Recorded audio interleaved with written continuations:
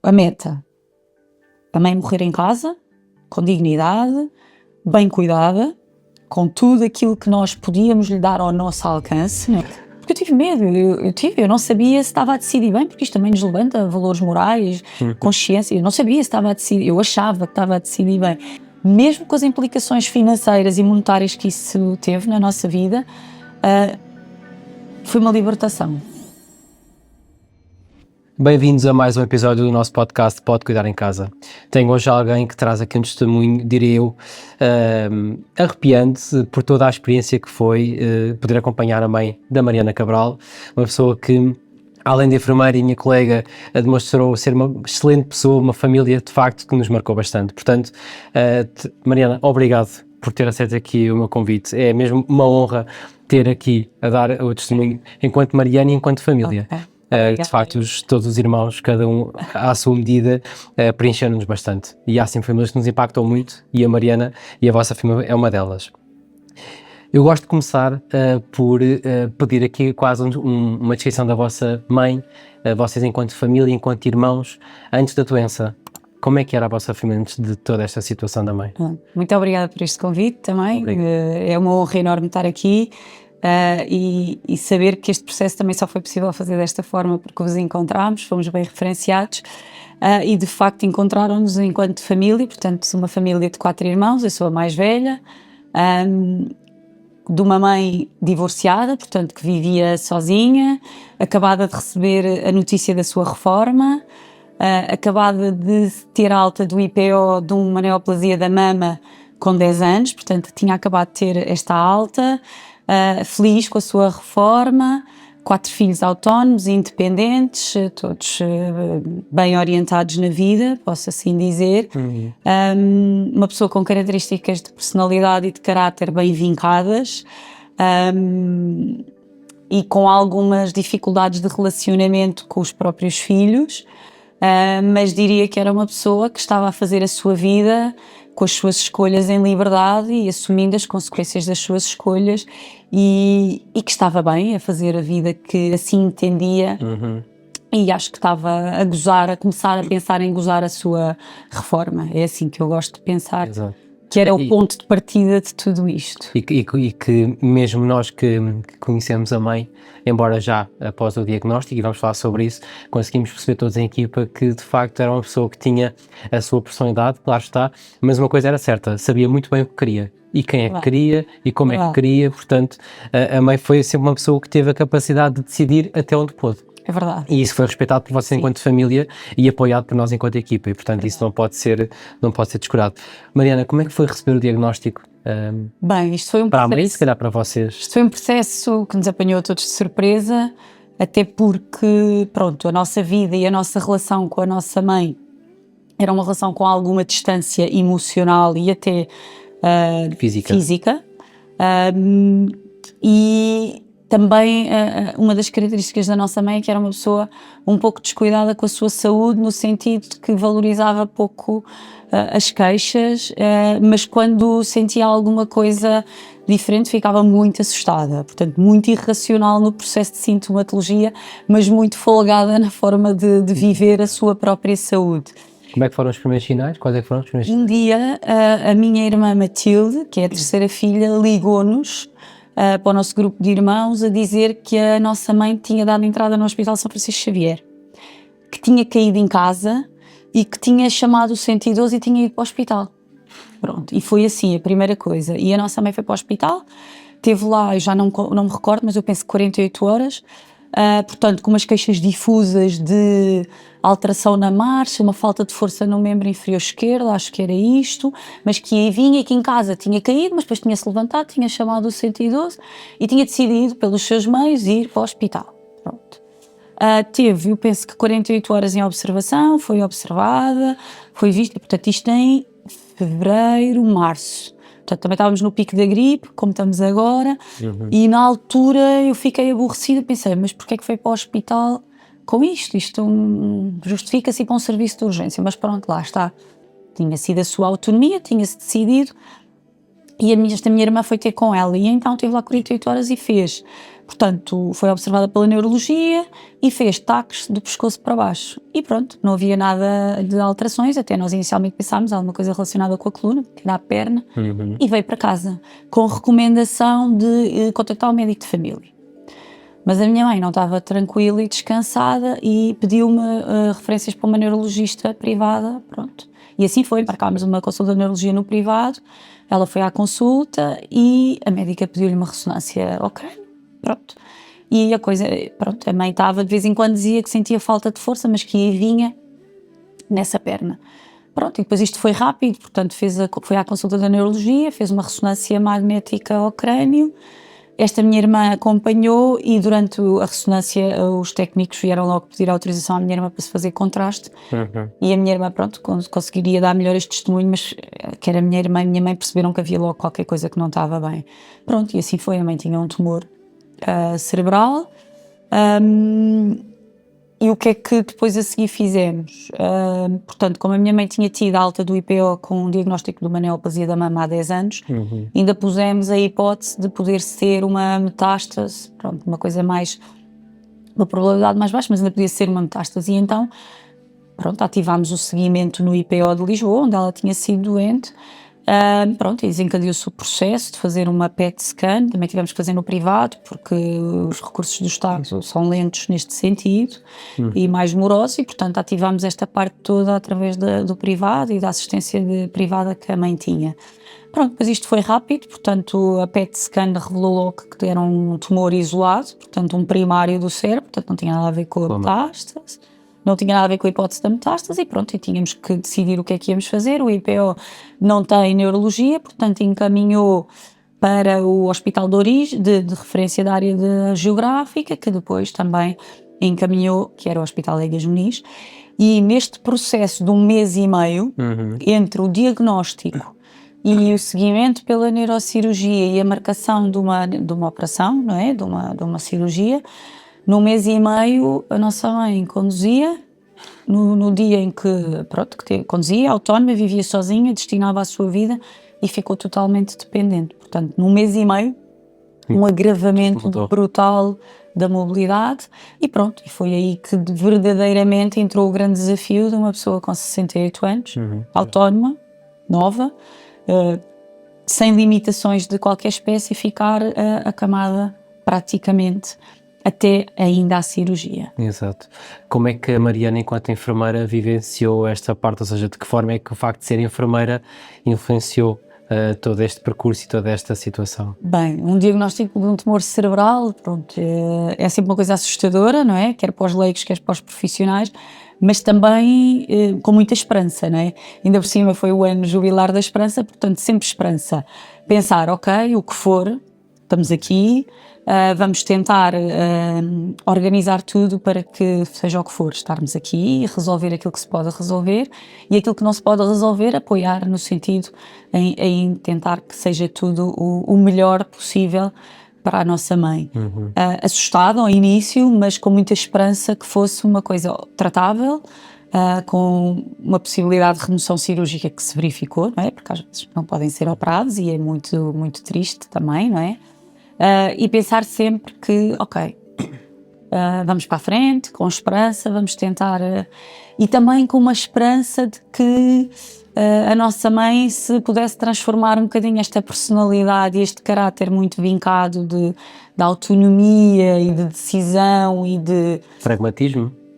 Também permitisse que houvesse uma aproximação de todos os filhos e que pudéssemos ser uma equipa neste processo, pronto, também com essa esperança. E os seus irmãos viam em si um porto seguro? Eu quero acreditar que sim, às vezes se calhar não é? Mas sim, também, acho que sim, que lhes deu segurança, até porque, pronto, era uma linguagem que eles não falavam, não conheciam, e eu acho que sim, que com a responsabilidade que isso possa ter, não é? Porque é uma responsabilidade, mas eu acho que sim, que confiaram em mim sempre. Como é que vocês, enquanto irmãos, neste momento em que recebem o diagnóstico e neste mês e meio que a Mariana descreve, que houve logo muitas alterações, como é que tiveram que se organizar? Até porque vale a pena dizer que uma das irmãs foi a Portugal, ainda umas horas de Portugal, a Mariana nos Açores, 2 irmãos cá, mas com a sua vida ativa profissionalmente. Como é que tiveram que se reorganizar logo naquele mês e meio a seguir ao diagnóstico? Bem, foi difícil. Eu lembro-me de ter vindo cá a Lisboa e termos feito uma reunião os 4 com a mãe, em que pusemos tudo em cima da mesa, em que tivemos que pedir à mãe que também fosse muito honesta connosco naquilo que era a sua gestão de vida pessoal e financeira, que era um processo que conseguíamos fazer, mas que íamos precisar de muito compromisso e de muita organização. E uma das características da nossa mãe é que ela era muito desorganizada. Pronto. E isso era uma coisa que nos assustava. Ela era muito desorganizada. Mas confiantes, não é? E todos... Pronto, foi bom, não é? Porque nós somos irmãos, somos muito amigos e foi, pronto, foi natural a nossa união e a nossa disponibilidade. Mas também explicar à mãe que nós íamos continuar com a nossa vida e que a vida continuava, que estávamos ali para ela, mas que tínhamos que continuar a assumir as nossas responsabilidades e a nossa vida e a escolha também, a minha liberdade, claro. Que a liberdade dela também havia a nossa liberdade. Mas que apesar de tudo que relacional e emocional pudesse haver, foi bonito que todos nós pusemos isso para trás das costas. Estamos aqui para resolver o problema. Portanto, encarar isto como uma estratégia, batalha naval. Então vamos lá, começar. Eu até diria mesmo que das conversas que nós fomos tendo ao longo deste percurso, e vale a pena dizer que, embora tenham sido cerca de 4 meses, sensivelmente 4, 5 meses, foi mesmo muito intenso e travámos boas conversas. Uma coisa que a Mariana sempre me disse foi: isto nunca vai poder interferir naquilo que é a relação enquanto irmãos. E nós sabemos que muitas vezes o receber esta notícia, o ter que reorganizar a vida, claro que depois cada um de vós tem a vossa vida pessoal e familiar e inevitavelmente tem impacto, mas enquanto irmãos não destruir aquilo que era a vossa essência enquanto 4 irmãos. E isto foi sempre uma coisa que nós também tivemos sempre muito em consideração, que é qualquer decisão que nós tomemos, qualquer proposta que nós façamos, temos de ter isto em consideração. E nessa sequência eu perguntava também à Mariana, que é, a Mariana estava nos Açores, os irmãos, 2 deles cá em Lisboa e outra na Áustria. E eu perguntava que é, como é que foi ter que lidar tudo isto à distância? Falar com os irmãos, falar com a mãe, falar connosco, ainda não cheguei a nós, mas vamos a seguir a falar sobre nós, mas como é que foi gerir tudo isto estando à distância? Fala, a distância contribuía para isto, de facto, para nível de ansiedade, preocupação? É sim, eu acho que foi um desafio e acho que o Covid nisto ajudou muito que as distâncias fossem minimizadas. Pelo menos eu senti isto muito na minha vida, não é? Vivo numa ilha e acho que o Covid preparou-nos para as distâncias e para a gestão das situações não físicas e não presenciais. Se foi difícil, sim, foi, mas também a mim foi bom esta distância geográfica porque também me permitia pensar melhor nas coisas, um distanciamento emocional, ter mais racionalidade, mas isso também da relação que eu tinha com a minha mãe, já era uma relação com algum distanciamento. Não achei necessariamente mau, pelo menos na fase inicial, até porque eu acho que conseguimos controlar aquilo que é controlável mesmo à distância. Aquilo que nós não controlamos temos que confiar e portanto eu acho que consegui controlar e gerir bem isso. Se me consumiu muitas horas, sim. Se me exigiu muito trabalho de pesquisa e de investigação, sim. Também tive muito apoio dos meus colegas de trabalho e da minha chefia, e isto é importante também dizer. As pessoas sabiam que eu estava a passar por isto e também acho que me deram uma margem de perceber que eu tinha uma distância física de um problema super intenso. Mas eu acho que não foi... Portanto, eu não acho que a presença física tivesse tido impacto propriamente no desenrolar da situação. Não teria sido diferente. Não teria sido diferente. Portanto, a mim deu-me alguma segurança. O estar mais distante permitiu-me, acho que, tomar decisões mais ponderadas e mais pragmáticas. Sim, e uma das questões era exatamente essa, que era que estratégia que a Mariana tinha para, mesmo à distância, gerir tudo isto. Percebi que o papel dos colegas foi importante, o papel da família também, certamente. Fundamental. Portanto, conseguiu manter a sua vida ativa. O local de trabalho foi importante, as pessoas sabiam o que eu estava a passar. A minha família, o meu marido e os meus filhos foram altamente compreensivos, porque de repente isto é uma volta grande na vida. Tinha muitas pessoas a rezar por nós, portanto, confiar e pensar que tudo o que nos acontece também é para bem e de grandes coisas. Está sempre uma mensagem no meio disto, não é? Há sempre uma É entrelinha. para bem, não é? Dentro destas situações tiramos sempre coisas boas e as coisas têm uma razão de ser mesmo que nós não as compreendamos, e, não é? E pedir um bocadinho a Deus que eu queira aquilo que Ele quer para mim, não é? Porque, pronto, isto são gestão de expectativas, não é? E quando nos bate à porta é sempre diferente, enquanto pessoa e enquanto profissional, não é? Isto para dizer que tive muito apoio da família, dos amigos, dos colegas, pronto, e também, pronto, o nosso pai, os nossos pais eram divorciados, mas o nosso pai também esteve presente, pronto, não foi uma presença física, mas também, pronto, porque isto é um dualismo, que é, de repente os filhos têm que ficar a tomar conta de um pai sozinho, não é? Que, pronto, que seria a expectativa dos pais cuidarem um do outro, não é? E de repente ficamos nós com um pai ou uma mãe, neste caso a nossa mãe, sozinha, a depender totalmente de nós, não é? Com a distância e com as nossas vidas. E qual é que foi o momento em que vocês perceberam que, por melhor boa vontade que tivessem e em tudo o que fizeram, foi de facto tirar o chapéu, que precisavam de um acompanhamento mais próximo e mais logo, porque quando a mobilidade ficou alterada, portanto, quando uma pessoa deixa de poder ir à casa de banho, se levanta, nós percebemos logo que a mãe não podia estar sozinha, não é? Impossível. E nenhum de nós, apesar de a mãe ainda ter manifestado em algumas alturas que achava que os filhos deviam revezar a ficar com ela, e eu acredito que fosse um desejo, pronto, de proximidade e de carinho, isso era inviável. Era inviável esgotarmos-nos dessa forma, até porque nós não sabíamos como é que ia se desenrolar, qual era o período no tempo, e sabíamos que isto ia ser sempre a agravar. Portanto, sabíamos claramente desde o início e depois da cirurgia que claramente a situação afunilava para um agravamento progressivo e não para uma melhoria. E, portanto, percebemos claramente que precisávamos de ajuda. Em contínuo. Como é que foi tomar essa decisão? Ou seja, o que é que vos fez perceber, até porque, de facto, e nós falávamos há bocadinho off, existem algumas soluções, o que é que vocês procuravam, de facto, falando agora aqui da Wormy, mas o que é que procuravam numa equipa, quando escolheram, de facto, a Wormy? Nós, inicialmente, quando escolhemos o que nós procurávamos era cuidadores, não é? Portanto, pessoas que pudessem cuidar de uma pessoa numa situação de vulnerabilidade e debilidade que um tumor cerebral acarreta e com a progressão que isso poderia acontecer. Portanto, nós queríamos muita coisa, não é? Nós queríamos muita coisa. Nós queríamos alguém competente, responsável, com alguma formação, com bons valores, honestidade, que nos permitisse fazer este caminho acompanhados, porque eu acho que aqui o mais importante, e é isto que eu digo sempre, não fazer o caminho sozinho. Fazer o caminho sozinho é muito complicado. Portanto, não queríamos estar sozinhos, queríamos competência, queríamos responsabilidade, queríamos pessoas com formação. E eu recordo-me da nossa reunião inicial, que ainda foi online, e a Mariana dizia que é tudo isto que disse agora, mas alguém que consiga perceber que a minha mãe é assim, assim, assim, e consiga termos de personalidade. Sim, estávamos a falar ainda da personalidade, portanto, só um bocadinho aquilo que nós achávamos que era o melhor para a situação clínica, não é? E depois, alguém que de facto fosse capaz de cuidar de uma pessoa que também teve uma reviravolta na sua vida, com as suas características de personalidade bastante vincadas.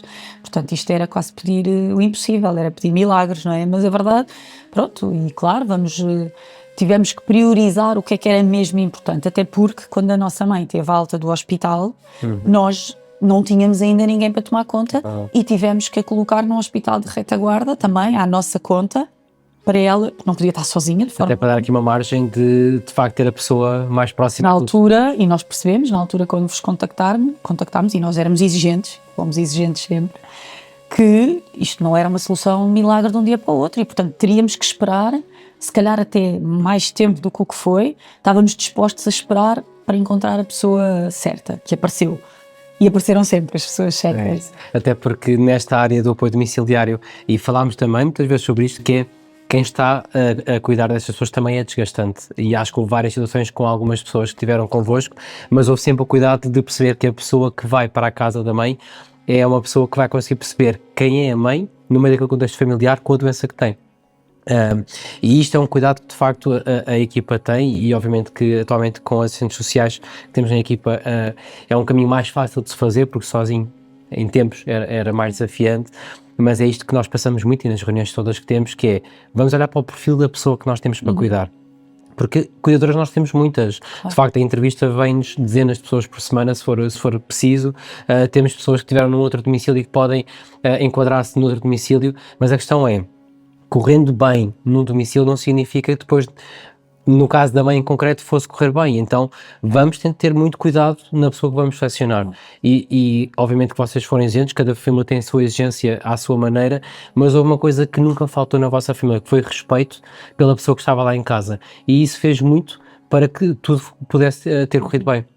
Porque nós estamos cá para dar retaguarda, estamos cá para ajudar as cuidadoras naquilo que pode ser necessário, mas se não houver do lado da família uma compreensão, um respeito, um carinho por quem lá está a cuidar da mãe, no vosso caso, torna-se muito mais difícil.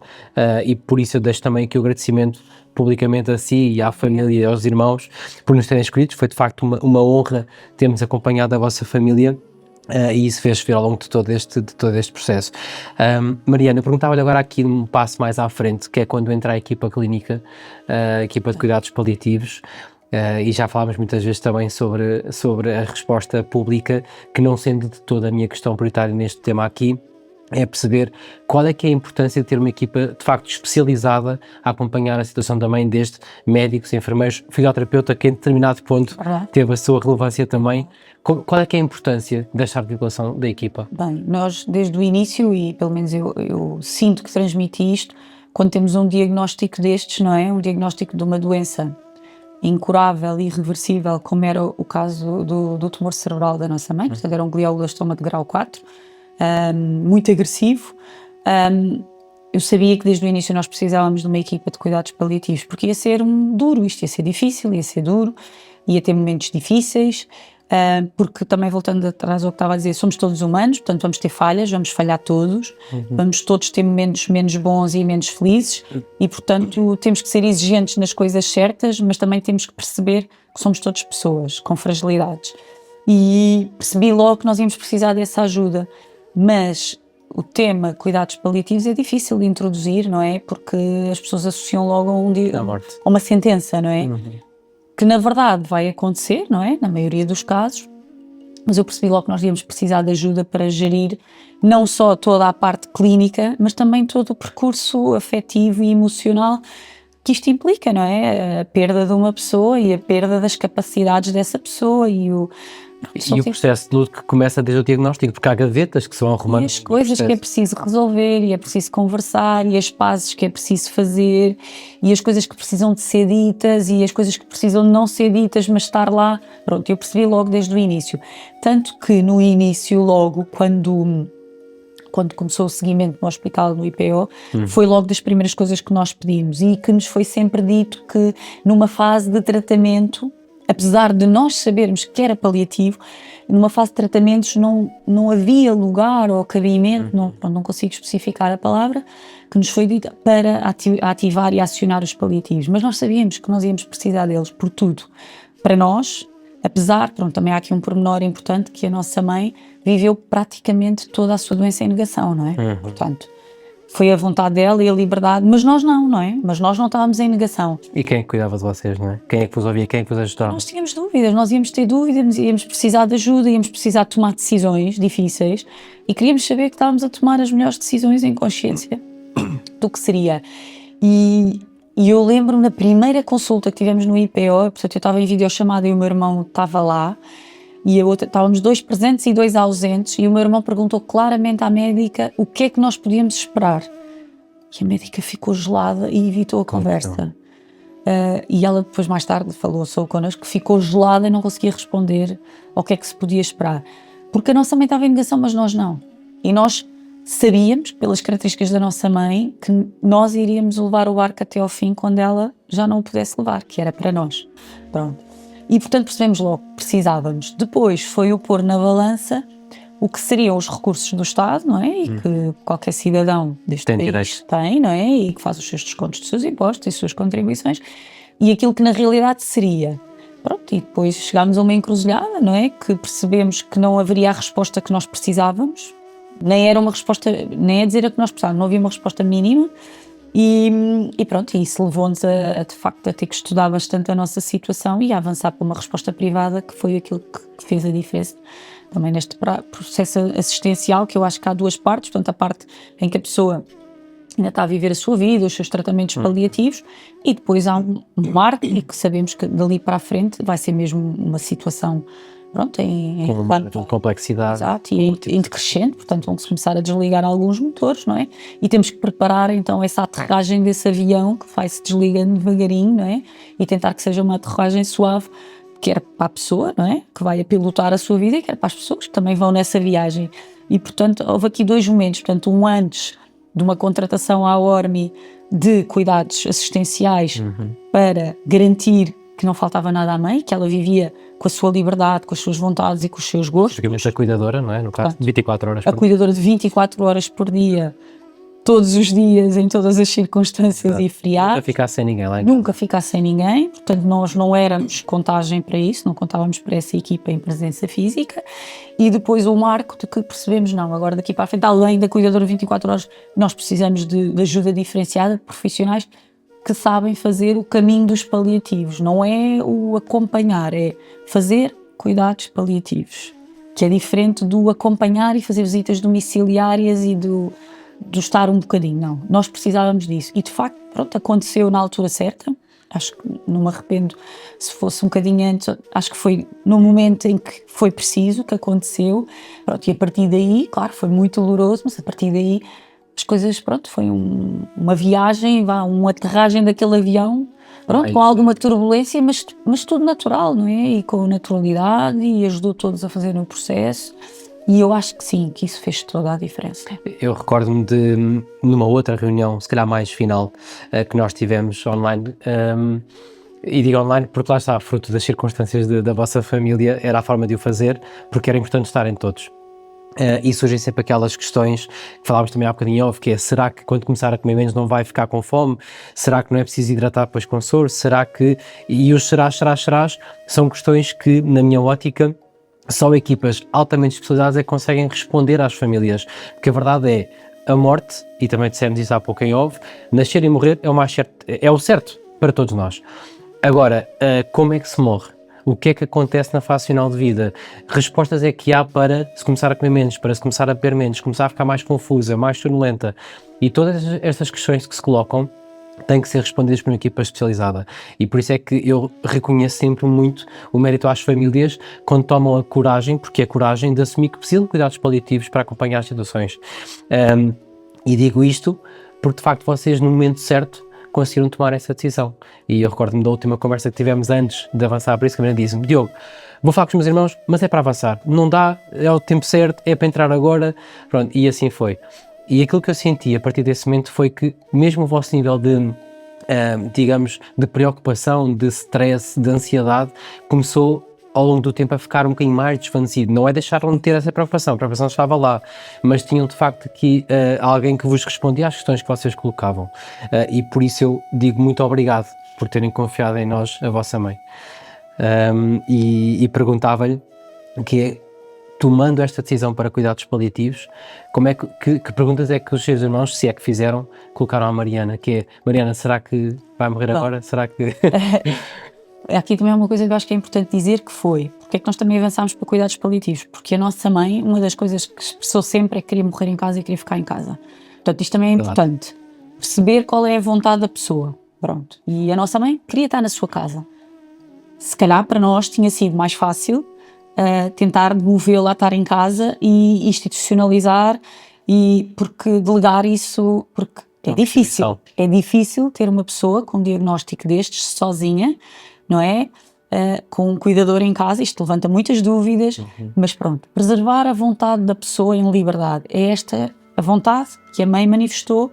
Nunca nos disse claramente eu quero morrer na minha casa, mas nós percebemos claramente que ela queria estar em casa, que era no seu espaço, e ela verbalizou eu quero estar sempre na minha casa. Portanto, esse foi o primeiro passo, ou seja, perceber que a pessoa quer morrer na sua casa, é porque isto não é fácil. Nós dizemos todos, eu quero morrer em casa, assim, rodeado da minha família. Mas isto é preciso estar preparado. Quase parece um clichê, mas não é um clichê. Não, porque isto é muito difícil.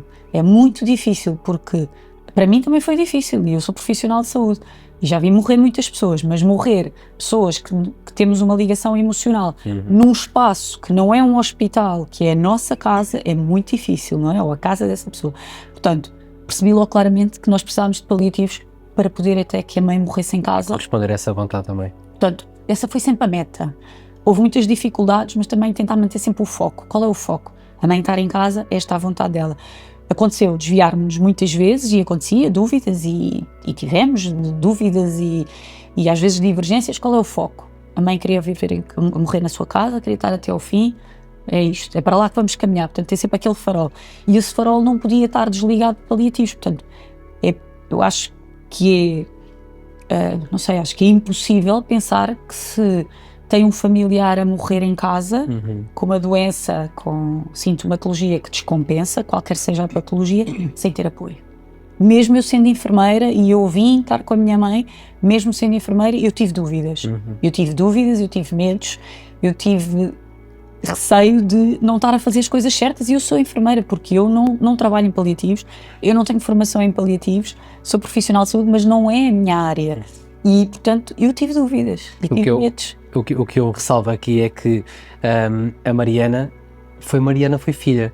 E, portanto, mesmo sendo enfermeira, que nunca dá para descrever, obviamente, a profissão que nós temos, quando se sente na pele e quando se vive na pele uma situação destas, felizmente nunca o vivi ainda enquanto Diogo, mas pelo que eu vejo ao longo destes anos, é que de facto há um turbilhão de emoções que vêm dentro da cabeça das pessoas, profissionais de saúde que passam por isto, e eu, tentando me colocar na posição da Mariana, eu também precisaria de sentir esse conforto, essa retaguarda de ok, eu estou a pensar isto, é certo, é isto aqui, ok, se não, elucida-me, diz-me o que é que eu posso fazer. Validação, e eu falei consigo, será que nós estamos a matar a nossa mãe à fome e à sede? Nós tivemos esta questão, e eu até disse, até uma vez lhe liguei e disse, Diogo, mas na última instância foi depois da última conferência, foi preciso.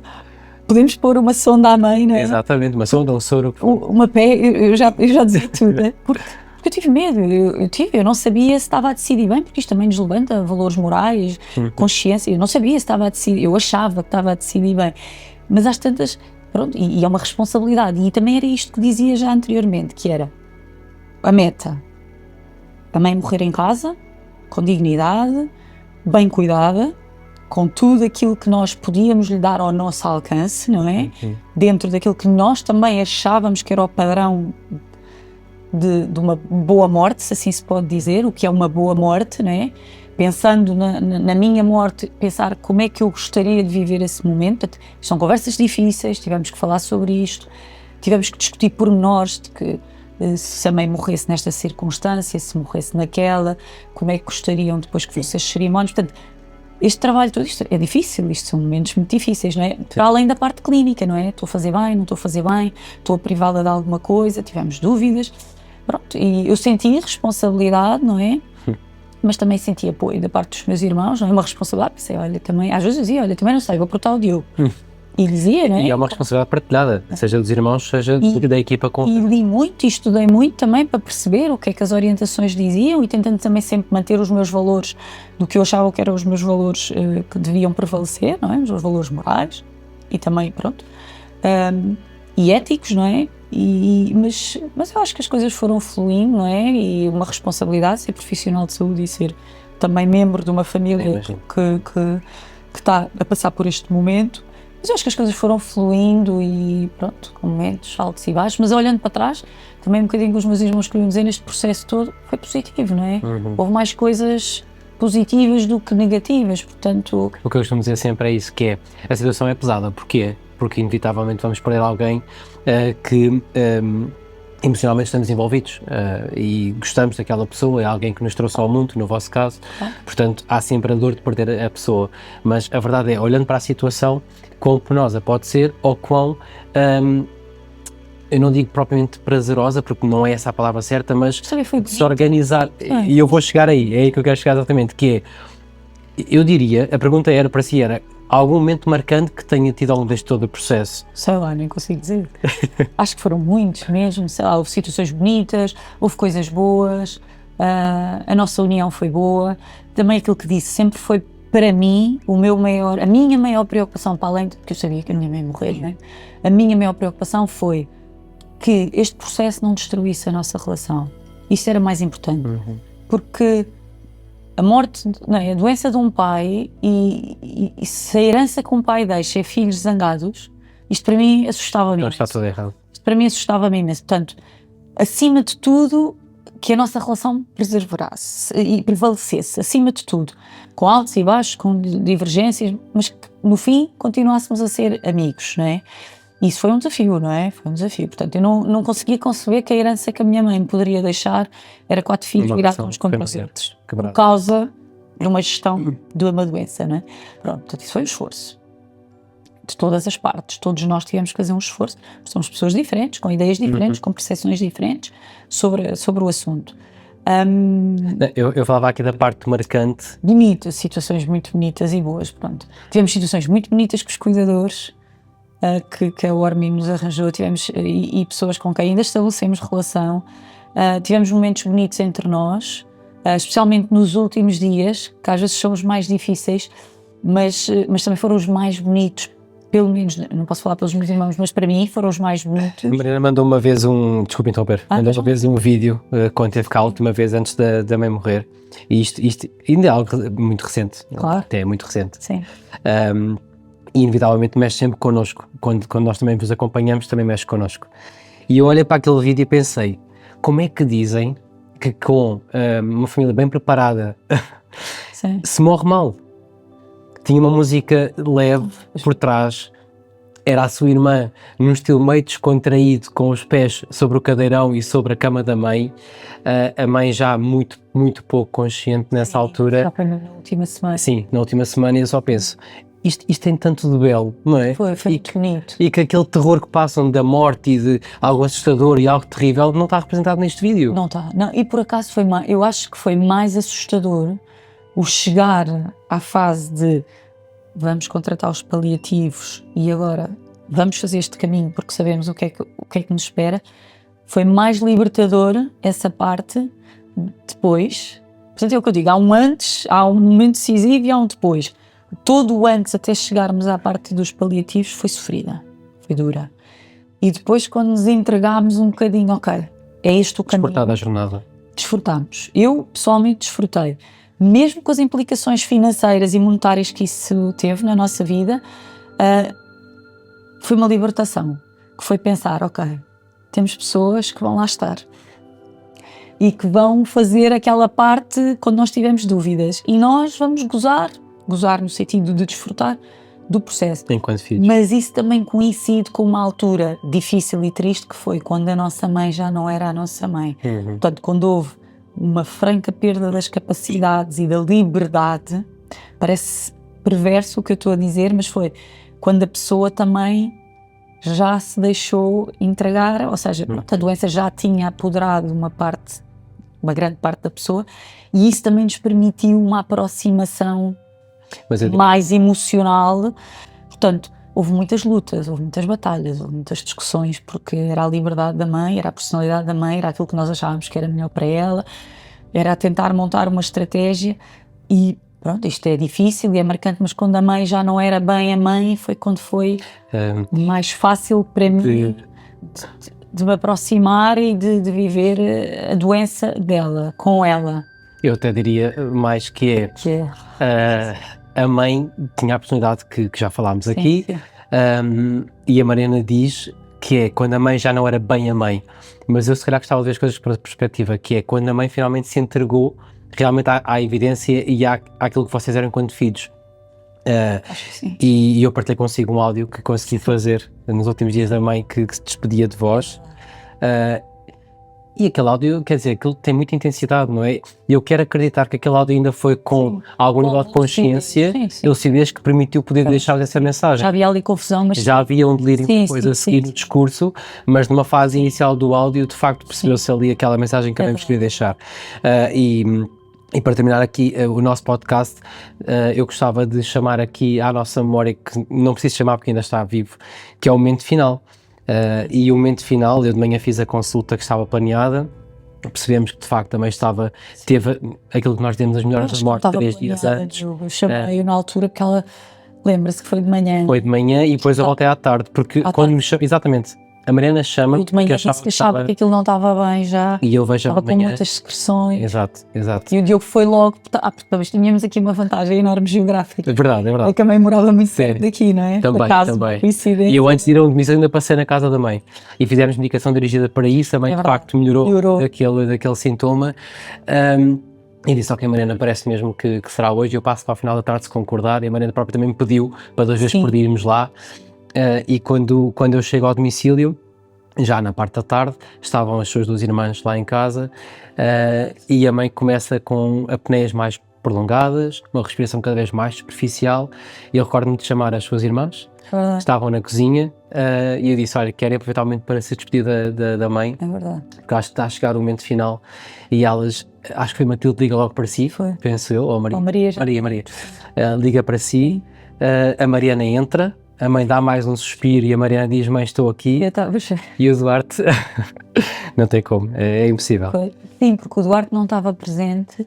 Mas o Duarte ainda Tinha ido a entrou. uma consulta com o filho. Exatamente. Eu estava a trabalhar, estava nos Açores, portanto eu tive aquele momento, vinho uns dias antes, isto para ainda dizer como é bonito quando nos entregamos e conseguimos viver, foi bom, porque vivemos os 4 momentos super intensos nessa semana, Verdade. ali sempre com a mãe, fizemos o nosso Natal, parecia o presépio. Verdade. Pronto, duro, não é? Agora penso, Claro.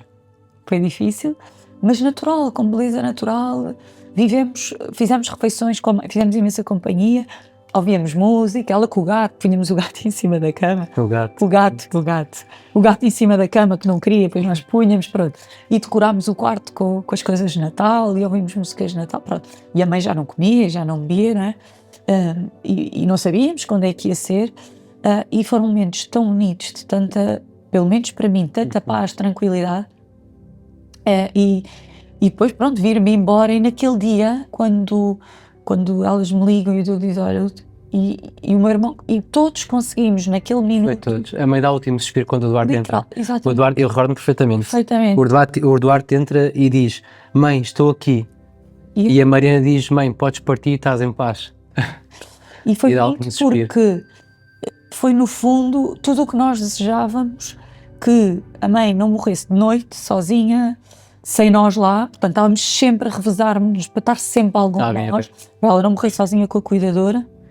E portanto o Diogo chegou, a cuidadora chegou porque também tinha dado uma volta para Arjar, que estava também já cansada, as minhas irmãs estavam, eu entrei, o Duarte entrou e a mãe partiu, eram 5 da tarde. E pronto, e tudo, e tínhamos tudo preparado. Verdade, isto também foi muito importante, conversarmos como é que queria que fossem as cerimónias fúnebres, como é que achávamos que eram os desejos da mãe, como é que achávamos que ela queria ir vestida, porque ninguém fala disto. Verdade. Isto é fundamental. Aliás, quando eu perguntei, eu ainda, como a mãe morreu naquele momento e para mim era possível fazê-lo, perguntei às irmãs se queriam que eu vestisse. E vesti. E já tinham a roupa escolhida, já tinham tudo. E portanto conseguimos fazer tudo isto, claro que isto tem sofrimento, isto agora parece que estou aqui a contar uma história incrível, não, isto com sofrimento e com dor, mas conseguimos escolher o que é que queríamos que a mãe levasse vestido, tentar lembrar-nos de palavras que ela tivesse dito, de desejos e de coisas que fossem concretizáveis para ela, o cuidado com a música, que sabíamos que ela gostava, portanto tentámos sempre também ir recolhendo as pistas todas dos últimos tempos, as conversas que ela tinha com as cuidadoras também forneceram-nos imensas pistas de desejos, até desejos materiais de coisas que a mãe ia deixar a quem, elas deram-nos imensas pistas. Isso foi muito bom e muito bonito, duro, mas também nos permitiu viver com tranquilidade e não estarmos zangados. E acima de tudo, não estávamos sozinhos. Eu acho que isto é o mais importante, é que fizemos este caminho, os 4, mas acompanhados por quem sabe como é que é, não é? E foi espetacular, não é? A mãe morrer ali naquela hora, com o Diogo, com a cuidadora, connosco a entrar e com a assistência social que também estava comigo nesse dia, que de facto... não estava em sofrimento. E não estava. Quer dizer, claro que pode haver um sofrimento da alma e tudo. Sim. Mas fisicamente não... Deu um suspiro e foi. No fundo, acho que quando nós pensamos na fase final, acho que todos nós dissemos, se morrer, que seja assim, não é? Que é quase morrer a dormir. Nós falámos muito disso. Suspiro. Se algum dia, se eu pudesse escolher, era assim que eu queria morrer, não é? E é tão bom ouvir isso. Foi bonito, não é? Foram momentos muito bonitos e acho que muito gratificantes para todos, que também depois nos permitiu viver os dias a seguir, porque também é outra coisa que ninguém fala, que é o pós, não é? Também nos permitiu viver isso com mais tranquilidade e serenidade e pronto, consciência tranquila de que fizemos E aquilo. foi. Aliás, a imagem que eu tenho de quando vos fui dar um beijinho sim. na cerimónia, nas cerimónias fúnebres, foi de ver uma família leve, uma família que apesar da mãe, passando só que a expressão estava muito bonita, até isso, tiveram cuidado de preparar-se super Sim. com os colares, com Sim, a maquilhagem claro, foi toda bonita, porque é isso, porque lá está, mais uma vez, fala-se que a morte tem que ser a pessoa com aquele aspecto mais frio, e não, de todo, portanto, a imagem que eu trago daquela cerimónia é de uma família leve, bem resolvida, com o seu sofrimento, Sim, obviamente, estávamos cansados. e com uma senhora que estava como queria estar. Mas estava bem, sim, eu acho que sim. E acho que é a mensagem que Eu realmente acho fica que no fim de... Acho que vale a pena, sim, valeu a pena. Todas as. Acho que valeu a pena as decisões que fomos tomando, umas se calhar mais certas, mais erradas, mas de facto aqueles momentos cruciais foram na hora certa. E foram conseguidos. Eu tenho. E eu digo sempre que é, nunca há uma família fácil, nunca há uma família difícil. Não. Há aqui uma articulação de parte a parte que tem que funcionar. E por isso é que eu digo que é, quando as pessoas me agradecem, o meu obrigado vai de volta, porque se nunca tivessem confiado em nós para fazer isto, nós nunca tínhamos conseguido permitir que de facto a mãe conseguisse ter este Não há sentido e pessoas vocês. perfeitas, não é? Não há Como é? famílias perfeitas, não há pessoas perfeitas, não há empresas perfeitas, nada é perfeito, porque somos todos seres imperfeitos. Claro. Mas pronto, é também priorizar aquilo que é importante, não é? E sermos capazes Manter o de tomar foco, decisões e manter o foco. Tentar sempre manter o foco, porque perdemos-nos muitas vezes pelo caminho. É normal manter o foco, manter sempre o foco e caminhar para aquele foco, não é? Que é aquilo que, pronto, e quando não sabemos pedir ajuda, não é? E pronto, e é isto. E nós tivemos esta oportunidade e esta possibilidade de, quando não fomos atendidos pelo Serviço Nacional de Saúde, de termos a possibilidade de ter esta contratação e esta opção privada, não é? E se calhar há pessoas que fazem logo a opção privada, apesar de não ter sido a nossa prioridade, e falámos disso, nós sempre tentámos, o Serviço Nacional de Saúde teria, não quer dizer que não recorresse, mas na verdade, pronto, para nós foi assim que as coisas foram e nós tivemos esta oportunidade de viver as coisas desta maneira, mas também porque a mãe tinha recursos, não é? Isto é importante, não é só porque temos o desejo, é porque havia recursos para tal. E para que isso fosse possível. quem não tem recursos pode estar em situações com mais sofrimento, porque é uma preocupação, isto é uma preocupação, não é? Sem dúvida, sem dúvida. E isso dava aqui um tema para mais um episódio, ou dois, ou três. Só para mas de facto a mensagem que fica é muito esta, que é a gratidão do nosso lado por terem confiado em nós. Sabemos que efetivamente é uma resposta privada e que é preciso as famílias reestruturarem-se e reorganizarem-se para conseguirem... Mas podia ser privada e não ser boa, não é? Também há privado, mas no nosso caso, assim, foi espetacular e permitiu-nos mesmo viver Obrigado, Mariana. e este caminho e O privilégio também é muito acompanhados, muito seguros, muito acompanhados com a equipa médica, foi mesmo, Ainda bem. deu-nos segurança, muita segurança. Eu perguntava, que é sempre a pergunta que eu coloco no final dos meus episódios a todos os convidados, que é, o nosso podcast foi escolhido o nome com muito cuidado e pensámos, ok, como é que nos podemos aqui de facto passar a mensagem que queremos, e daí dizemos que o nosso podcast é o Pode Cuidar em Casa. E eu perguntava à Mariana, que é, numa palavra, numa frase, como é que descreve ou como é que associa este nosso nome de Pode Cuidar em Casa? Que é possível. Obrigado, Mariana. Que é possível. Obrigado, foi mesmo um gosto gigante.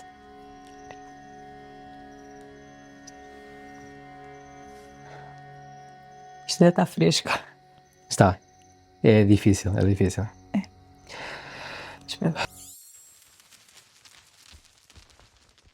Para quem ouviu o que este testemunho, como eu disse, arrepiante, emocionante e pode fazer sentido partilhar isto com pessoas que estão à vossa volta, perceber em cima de tudo uma mensagem que é: os cuidados paliativos podem de facto e fazem a mesma diferença quando são bem prestados, seja privados, seja públicos, não é isso agora aqui em questão, mas procurem de facto uma resposta especializada, porque de facto pode haver muito impacto na vida das pessoas que nós estamos aqui a acompanhar, familiares e amigos. Portanto, obrigado por assistirem e partilhem muito este vídeo. Obrigado.